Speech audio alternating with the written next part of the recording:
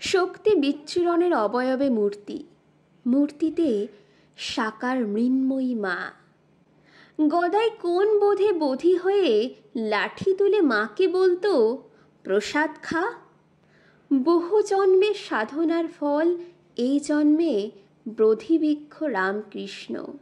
শান্তি বৃক্ষের ছায়াতলে স্থান পেয়ে নরেন দত্ত হল স্বামী বিবেকানন্দ।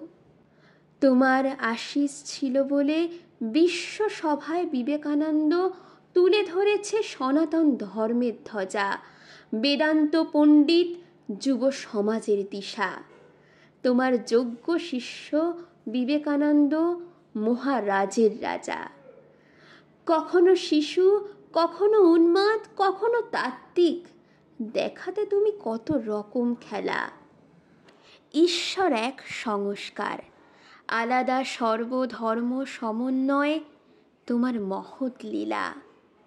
যত মত তত পথ, এ যেন তোমার জীবনের শ্রেষ্ঠ সাধনার আলো।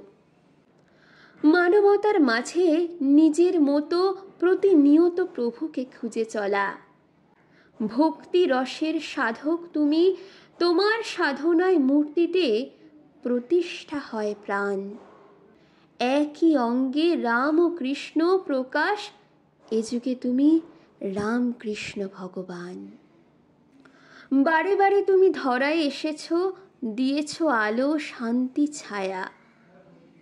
তুমি এখনো আছো সকলের হৃদয়ে, মিলিয়ে গেছে তোমার কায়া। সকলের হয়ে প্রণতি তোমায়, যে লোকেই থাকো তুমি, তোমার আশিসে সকলের সাথে ধন্য যে হই আমি।